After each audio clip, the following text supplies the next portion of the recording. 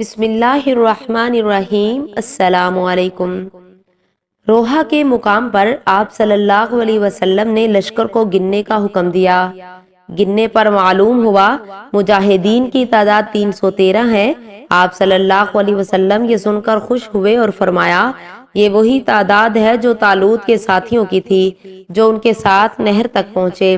لشکر میں گھوڑوں کی تعداد صرف 5 تھی، اونٹ 70 کے قریب تھے، اس لیے ایک ایک اونٹ 3 یا 4 آدمیوں کے حصے میں دیا گیا۔ آپ صلی اللہ علیہ وسلم کے حصے میں جو اونٹ آیا اس میں 2 اور ساتھی بھی شریک تھے۔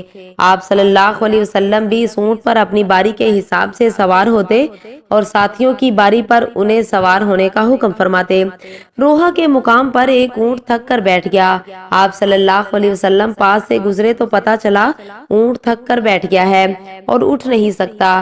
آپ صلی اللہ علیہ وسلم نے کچھ پانی لیا، اس سے کلی کی، کلی والا پانی اونٹ والے پانی کے برتن میں ڈالا اور اس کے منہ میں ڈال دیا۔ اونٹ فوراً اٹھ کھڑا ہوا اور پھر اس قدر تیز چلا کہ لشکر کے ساتھ جا ملا۔ اس پر تھکاوٹ کے کوئی آثار باقی نہ رہے۔ اس غزوے کے موقع پر حضور نبی کریم صلی اللہ علیہ وسلم نے حضرت عثمان کو مدینہ منورہ میں ہی ٹھہرنے کا حکم فرمایا۔ وجہ اس کی یہ تھی کہ ان کی زوجہ محترمہ اور آپ صلی اللہ علیہ وسلم کی بیٹی سیدہ رقیہ رضی اللہ تعالیٰ عنہا بیمار تھی۔ آپ نے حضرت عثمان سے فرمایا، تمہیں یہاں ٹھہرنے کا بھی اجر ملے گا اور جہاد کرنے کا بھی اجر ملے گا۔ زعفران کی وادی سے روانہ ہو کر آپ صلی اللہ علیہ وسلم بدر کے مقام پر پہنچے۔ اس وقت تک قریشی لشکر بھی بدر کے قریب پہنچ چکا تھا۔ آپ صلی اللہ علیہ وسلم نے حضرت علی کو قریش کے لشکر کی خبریں معلوم کرنے کے لیے بھیجا۔ انہیں 2 ماشکی پانی بھرنے والے ملے، وہ قریشی لشکر کے ماشکی تھے۔ ان دونوں سے لشکر کے بارے میں کافی معلومات حاصل ہوئی۔ انہوں نے لشکر میں شامل بڑے بڑے سرداروں کے نام بھی بتا دیے۔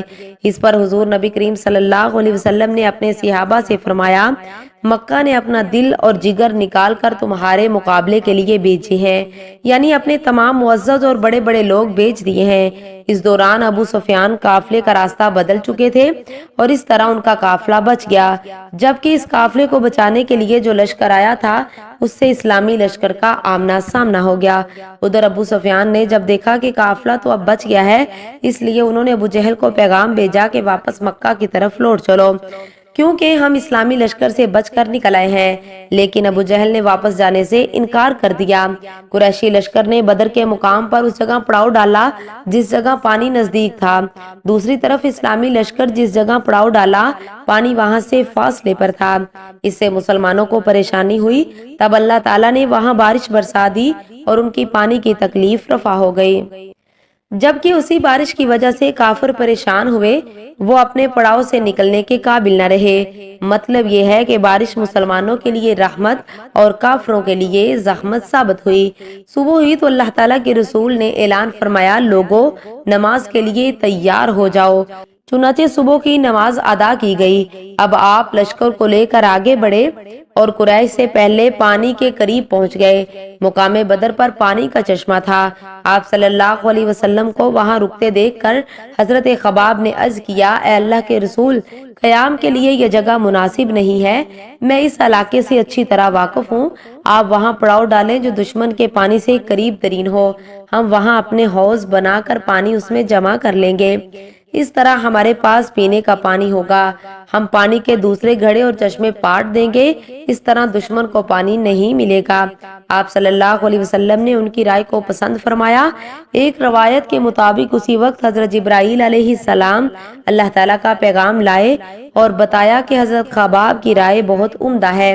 اس رائے کے بعد آپ صلی اللہ علیہ وسلم لشکر کو لے کر آگے بڑھے اور اس چشمے پر آ گئے جو اس جگہ سے قریب ترین تھا جہاں قریش نے پڑاؤ ڈالا تھا۔ مسلمانوں نے جہاں قیام کیا اور آپ صلی اللہ علیہ وسلم نے انہیں دوسرے گڑھے بھرنے کا حکم دیا۔